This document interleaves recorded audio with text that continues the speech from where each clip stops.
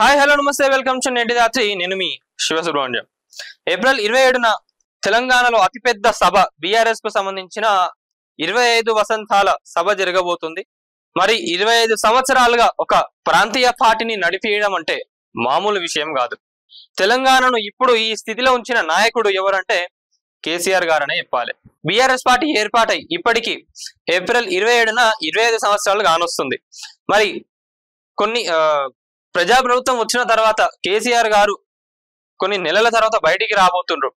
ప్రజలందరూ కూడా ఈ సభ ఎలా ఉంటుంది, కేసీఆర్ గారు ఏం మాట్లాడతారు, ఏప్రిల్ 27 తర్వాత ప్రపంచమంతా కూడా ఈ సభ గురించి మాట్లాడుకునే విధంగా ఈ సభ ఉండబోతుందని చెప్పి కూడా ఎమ్మెల్సీ పోచంపల్లి శ్రీనివాస్ రెడ్డి గారు నేటి రాత్రి ఎడిటర్ కట్టా రాఘవేంద్రరావుతో చర్చించడం జరిగింది. వాటి వివరాలు కూడా మొత్తం ఇప్పుడు మనం ఒక గ్లిమ్స్ లో చూసేద్దాము. మరి వరంగల్లో రజతోత్సవ సభ ఎలా ఉంటుందనే విషయాన్ని కళ్లకు కట్టినట్లు నేటి రాత్రి ఎడిటర్ కట్టా రాఘవేంద్రరావుకు వివరించిన ఎమ్మెల్సీ పోచంపల్లి శ్రీనివాస్ రెడ్డి. వివరాలు ఆయన మాటల్లోనే. తెలంగాణ ఆత్మజీవం బీఆర్ఎస్ పోచంపల్లి శ్రీనివాస్ రెడ్డి. తెలంగాణ ప్రజల గుండె చప్పుడు కేసీఆర్. తెలంగాణ గురించి చెప్పాలంటే దేశమంతా ప్రపంచమంతా కూడా ఇప్పుడు తెలంగాణ రాష్ట్రం వైపు బీఆర్ఎస్ ప్రభుత్వం ఉన్నప్పుడు ఎవరెవరు ఎంత మొగ్గు చూపారో, ఎవరెవరు ఇక్కడ వచ్చి ఇన్వెస్ట్మెంట్ చేశారో ఏందనేది తెలంగాణ ప్రజలకు పెద్దగా చెప్పాల్సిన అవసరం లేదు. ఎందుకంటే కేసీఆర్ గారు ఏం చేశారు, తెలంగాణ ఇవాళ ఈ స్థితిలో ఉండడానికి ఎవరు కారణం, మనకు 24 గంటలు కరెంటు, మంచినీటి సదుపాయాలు, తెలంగాణ రాష్ట్రాన్ని ఐటీ సెక్టర్ గా, ఫార్మా హబ్ గా తీర్చిదిద్దిన నాయకుడు కేసీఆర్ గారు. ఇప్పుడు మనం తెలంగాణ రాష్ట్రంలో చూసుకుంటే మన దేశం నుంచి బయట దేశాలలో కూడా మనం బియ్యం ఇవన్నీ పంపించడం జరుగుతుంది. అంటే ఇంతగానం ఇప్పుడు పండుతున్న ఈ అగ్రికల్చర్ ఇదంతా ఏదైతే ఇంతగానం డెవలప్ అయిందో ఇదంతా ఈ 10 ఏళ్ల కాలంలోనే, ఏదో ఇప్పుడు ఈ సంవత్సరంలో అయినది కాదు. ప్రజాప్రభుత్వం వచ్చిన తర్వాత వెంటనే ఇవన్నీ జరిగినాయి కాదు. అంతగానం డెవలప్మెంట్, అంతగానం ఇక్కడ ప్రతి ఒక్కరికి ఉద్యోగాలు ఇవన్నీ కూడా దొరుకుతున్నాయంటే 10 ఏళ్ల కాలంలో వీళ్ళు చేసిన పాలన ఏదైతే ఉందో దాని వల్లనే జరిగింది ఇదంతా. కేసీఆర్ గారు కూడా ఎంత కష్టపడ్డారు. ఇప్పుడు ఇంకోటి ఏంటంటే, ఇప్పుడు మనం చూసుకున్న ప్రభుత్వం ఏదైతే ఉందో దీంట్లో అందరు తెలంగాణ వ్యతిరేకులే ఉన్నారు తప్ప తెలంగాణ కోసం పోరాడిన నాయకుడు ఏ ఒక్కరు లేరు. తెలంగాణ కోసం పోరాడిన నాయకులందరూ ఏడున్నారంటే ఇప్పుడు బీఆర్ఎస్ పార్టీలోనే ఉన్నారు. ఇప్పుడు బీఆర్ఎస్ పార్టీలో గెలిచిన నాయకులు కూడా వీళ్ళందరూ వాళ్ళ పదవులు కాపాడుకోవడానికి ఇటు జంప్ అయినారు. వాళ్ళు కూడా అందరూ తెలంగాణ కోసం కొట్లాడిన వాళ్ళు కాదు, వాళ్ళందరూ కూడా తెలంగాణ వ్యతిరేక నాయకులే. వాళ్ళంతా జనాలకు కూడా ఇప్పుడు అర్థమైంది ప్రభుత్వం గురించి. అదే అంటున్నా, 27 తర్వాత ప్రపంచం అంతా ఈ సభ గురించి మాట్లాడుకోబోతుంది. కేసీఆర్ గారు ఏం మాట్లాడతారు, ఎలా ఉంటుంది ఆ సభ, ప్రతి ఒక్క నియోజకవర్గం నుంచి కూడా లక్షలాది మంది ప్రజలను తరలించాలని చెప్పి కేసీఆర్ గారు దగ్గరుండి కూడా ఈ సభను నాయకులందరితోని సమీక్షలు జరుపుతూ ప్రతి ఒక్కరితోని కూడా మాట్లాడడం జరుగుతుంది. తెలంగాణను తెరలు చేస్తున్న కాంగ్రెస్ గుండెలు అదిరిపోవాలి. రజతోత్సవ సభ తరతరాల తెలంగాణ చరిత్రకు గుర్తుగా నిలుస్తుంది. తెలంగాణ నలుమూలల నుంచి దండు కదిలితే ఎలా ఉంటుందో అలా ఉంటుంది. పుట్టల నుంచి చీమలు వచ్చినట్లు ప్రజలు వరంగల్ సభకు వస్తారు. వరంగల్ రజతోత్సవ సభను చూసి కాంగ్రెస్ పార్టీ అతలాకుతలం అవుతుంది. సభలంటే బీఆర్ఎస్ సభలే అని ప్రపంచమంతా మాట్లాడుకునేలా ఉంటుంది. ఇప్పటికి కూడా ఏదైనా సభ పెట్టినా, ఏ పార్టీలు ఎవరు చూసుకున్నా కూడా, మనం ఏదైనా సభలు పెట్టినా కూడా ఎప్పుడైనా కూడా బీఆర్ఎస్ తోనే కంపేర్ చేసుకుంటారు. ఎందుకంటే బీఆర్ఎస్ కా రికార్డ్స్ ఉన్నాయి. బీఆర్ఎస్ ఎప్పుడు సభ పెట్టినా కూడా అంత రికార్డ్ స్థాయిలో జనాలు రావడం కూడా జరుగుతుంది. అవన్నీ గణాంకాలతో సహా కూడా ఉన్నాయి. కేసీఆర్ గురించి అసలు మనం పల్లెలలో ఏడ మాట్లాడుకున్నా కూడా ప్రతి ఒక్కరికి రోమాలు నిల్చుండే. వాళ్ళందరూ ఇప్పటికి కూడా ఉన్నది, కార్యకర్తల బలం ఉన్నది, ప్రజల బలం కూడా బీఆర్ఎస్ కి ఉంది. కానీ ఏవో చిన్న అవకతవకల వల్ల ప్రభుత్వం ఈసారి అధికారంలోకి రాలేదు అంతే. కానీ కేసీఆర్ పైన అభిప్రాయం కానివ్వండి, ఆ పార్టీ పట్ల ఆ అభిప్రాయం, అదంతా కూడా ప్రజలకు ఇప్పటికి కూడా ఒక మంచి టాకే నడుస్తున్నది. చరిత్రలో రజతోత్సవ సభ సువర్ణ అక్షరాలతో లిఖించేలా జరుగుతుంది.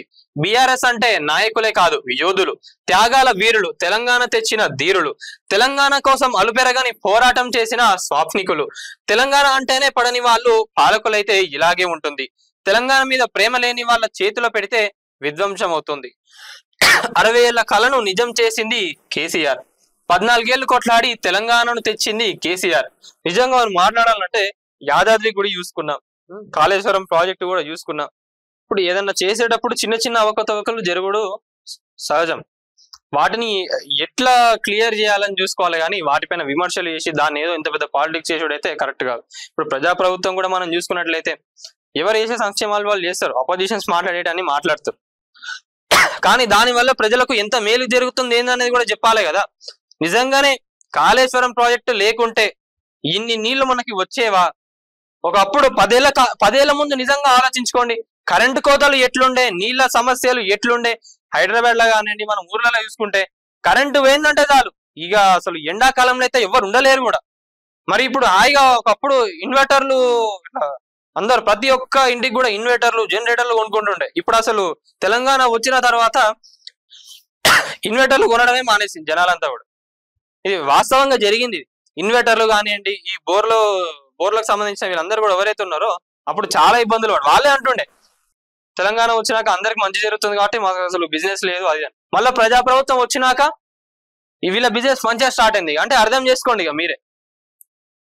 జనాలకు ప్రతి ఒక్కరు తెలుసు అండి, ప్రతి ఒక్కరు కూడా తెలుసు. ఎవరు ఎన్ని ఏమనుకున్నా కూడా బీఆర్ఎస్ పార్టీ ఎన్ని వేల సంవత్సరాలైనా కూడా చెక్కు చెదరకుండా అట్లనే ఉంటది. 25 సంవత్సరాలు ఒక పార్టీని నడిపియడం అంటే మామూలు విషయం కాదు. అది కూడా మళ్ళా ఒక ప్రాంతీయ పార్టీ. దేశంలో చాలా ఉన్నాయి ప్రాంతీయ పార్టీలు, కానీ ఎవరు కూడా ఇన్ని సంవత్సరాలు నడపలేకపోయింది.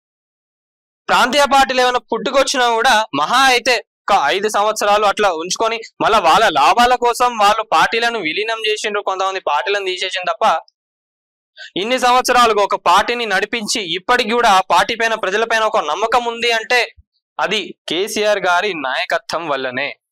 మళ్ళా బీఆర్ఎస్ పార్టీలో ఉన్న నాయకులు, ఉద్యమకారులు ఎవరైతే ఉన్నారో వాళ్ళందరి వల్ల కూడా ఇంత కష్టపడ్డారు.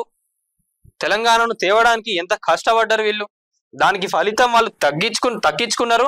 తెలంగాణను ఒక రూపురేఖల్లో మంచి ఒక బంగారు తెలంగాణను చేసిండ్రు. ఆ కీర్తి, ఆ పేరు ఎన్ని సంవత్సరాలైనా కూడా చెక్కు చెదరకుండా ఉంటది. హైదరాబాద్ ఇప్పుడు ఇంతగానం డెవలప్ అయింది అంటే ఎవరి వల్ల అంటే ఎవరైనా కూడా కేసీఆర్, కేటీఆర్, హరీష్ రావు వీళ్ళ పేర్లే చెప్తారు. మాయమాటలు చెప్పి కాంగ్రెస్ అధికారంలోకి వచ్చింది. అలవి కాని హామీలు అమలు చేయలేక అపసోపాలు పడుతోంది. పాలించమంటే భవిష్యత్తులో మరో 25 ఏళ్లు ప్రజలు ఇక కాంగ్రెస్ ను నమ్మరు. కాంగ్రెస్ లా సీనియర్ నాయకులు కరెక్ట్ ఉండకపోవడమే కాంగ్రెస్ కు దెబ్బతింటుంది అంతే తప్ప ఇప్పుడున్న ముఖ్యమంత్రి ఇంకా 2-3 మంత్రులు వాళ్ళందరూ కరెక్ట్ గానే ఉన్నారు. మిగతా సీనియర్లు ఎవరైతే ఉన్నారో వాళ్ళ వల్లనే పార్టీ నాశనం అవుతుంది చెప్పాలంటే. కాంగ్రెస్ పార్టీలో అదొక ఆనవాయితీ, మరి వాళ్ళ ఏందో అర్థం కాదు. ఇప్పటికి కూడా ఉన్న ప్రభుత్వాన్ని ఎప్పుడెప్పుడు వీళ్ళు గెలుపుకుందామని చెప్పి సీనియర్లు అందరూ చూస్తారు. వాళ్ళు పార్టీకి చేసింది ఉండదు, ఏముండదు, వాళ్ళ ఉపయోగం ఉండదు. ప్రభుత్వం నడుస్తున్నప్పుడు కూడా వాళ్ళు ముఖ్యమంత్రి కానివ్వండి ఇంకా మంత్రులకు సపోర్ట్ చేయకుండా వాళ్ళే చిచ్చు పెట్టుకుంటారు. మా మంత్రులు ఇట్లా చేస్తుండ్రు, మీడియాకు లీకులు ఇస్తూ పార్టీని ఒక డిఫేమ్ చేసుకోవడానికి ఈ సీనియర్లు, ఈ నాయకులు ఎవరైతే ఉన్నారో వాళ్ళే కారణాలు ఎదురు. ఈ కాంగ్రెస్ లో అదొక ఆనవాయితీ ఇప్పటి కొన్ని సంవత్సరాల నుంచి కూడా నడుస్తుంది. మరి ఈ సభ వరంగల్లో ఎల్కతుర్తిలో 1200 ఎకరాలలో జరగబోతుంది. మొత్తం 15 లక్షల మంది వస్తారని చెప్పి కూడా పోచంపల్లి శ్రీనివాస్ రెడ్డి గారు చెప్పడం జరుగుతుంది. ఇప్పుడు శ్రీనివాస్ గారే మొత్తం ముందుండి కూడా నడిపిస్తున్నారు. జనాలు కూడా ఎప్పుడెప్పుడు మా నాయకుడు కేసీఆర్ గారు వస్తారా, ఏం మాట్లాడతారా, మరి మా సమస్యలు, మరి వచ్చే ఎలక్షన్స్ లో మన ప్రభుత్వం వస్తుందా రాదా అనేది ఇట్లా అసలు ఏం మాట్లాడతారు ఏందనే దానిపైన కూడా ప్రజలందరూ కూడా చాలా క్యూరియాసిటీగా వెయిట్ చేస్తున్నారు. మరి ఈ సభ తర్వాత ప్రపంచం అంతా కూడా బీఆర్ఎస్ సభలు అంటే ఇట్లుండాలి, మరి ఈ సభ గురించి కూడా మాట్లాడతారని చెప్పి కూడా పోచంపల్లి శ్రీనివాస్ గారు చెప్పడం జరుగుతుంది. ఇంకోటి ఏంటంటే ఈ కాంగ్రెస్ నాయకులందరూ కూడా విమర్శలు చేస్తారు. మీరు పార్టీ జెండా మార్చుకున్నారు, పార్టీ పేరు మార్చుకున్నారని. కాంగ్రెస్ పార్టీ ఎవరు పెట్టినండి? అసలు కాంగ్రెస్ పార్టీ పెట్టిన వాళ్ళు ఇక్కడ కాదు, ఇక్కడ మన భారతీయులు కాదు, ఎవరో పెట్టిండ్రు. మళ్ళా చూసుకున్నట్లయితే లోగోలు మార్చిండ్రు, పార్టీ జెండాలు మార్చిండ్రు. ఇప్పుడున్న కాంగ్రెస్ ఏదైతే ఉందో అసలైన కాంగ్రెస్ కాదు. బీఆర్ఎస్ పార్టీ గుర్తు అలానే ఉంది. టీఆర్ఎస్ నుంచి బీఆర్ఎస్ కు పేరు మార్చుకున్నది తప్ప ఇలా ఏజెండాలు కానివ్వండి ఇంకా వేరే ఏవి తీసుకున్నా కూడా పార్టీ మార్చుకోలేదు. బీఆర్ఎస్ లో ఉన్న నాయకులు అట్లనే ఉన్నారు, ఆ పార్టీకి సంబంధించిన అవన్నీ కూడా అట్లనే ఉన్నాయి. ఖాళీ టీఆర్ఎస్ నుంచి బీఆర్ఎస్ ని మార్చుకున్నారు అంతే. విమర్శలు చేయడానికి కూడా ఫస్ట్ ఎవరైతే విమర్శలు చేస్తున్నారో వాళ్ళు కొంచెం తెలుసుకున్నాక మాట్లాడండి. మీ కాంగ్రెస్ పరిస్థితి ఏందో మీరు తెలుసుకోండి ఫస్ట్, దాని తర్వాత మీరు బీఆర్ఎస్ ని ప్రశ్నిస్తారు. కానీ కేసీఆర్ పేరు తెలంగాణలో నిత్యస్మరణ కావడానికి, ప్రజల గుండెలో కేసీఆర్ నిలిచిపోవడానికి తెలంగాణ సాధనతో పాటు కాళేశ్వరం, యాదాద్రి దేవాలయాలు చాలు. ఇప్పటి కాలంలో ఎవరికి సాధ్యం కాని యాదాద్రి గుడి నిర్మాణం జరిగింది. అలాంటి గుడి నిర్మాణం జరగాలంటే కనీసం 25 సంవత్సరాలు పడుతుంది. కానీ 10 ఏళ్ల కాలంలో యాదాద్రి గుడి నిర్మాణం జరగడం ప్రపంచమంతా విస్తుపోయింది. కాళేశ్వరంతో మొదలైన పోలవరం ఎక్కడున్నదో, కాళేశ్వరం పూర్తయి నీళ్లు ఎలా ఇస్తున్నదో ప్రజలు చూస్తూనే ఉన్నారు. కేసీఆర్ నాయకత్వ పటిమను కొనియాడుతూనే వారు ఉన్నారు. 25 ఏళ్ల పాటు ఒక రాజకీయ పార్టీని నడపడం అంటే సామాన్యమైన విషయం కాదు. అయినా తలాతోకలేని కొంతమంది నాయకులు వేస్తున్న ప్రశ్నలు విచిత్రంగా ఉన్నాయి. ముఖ్యంగా కాంగ్రెస్ నాయకులు పనిలేని వాదన అధ్వానంగా ఉంది. మాటకు ముందు కాంగ్రెస్ పార్టీ చరిత్ర గురించి మాట్లాడే నాయకులు ఆ పార్టీ చరిత్ర ఏమిటో తెలుసుకోవాలి. అదే నేను మీ కిందక చెప్పింది. ఎవరైతే ఇప్పుడు బీఆర్ఎస్ పార్టీ గురించి మాట్లాడుతున్న నాయకులు ఉన్నారో కాంగ్రెస్ లో, మీ కాంగ్రెస్ చరిత్ర ఏందో మీరు తెలుసుకోండి ఫస్ట్. దాని తర్వాత మీరు ఇక్కడ బీఆర్ఎస్ పార్టీ గురించి మాట్లాడుకుందరు.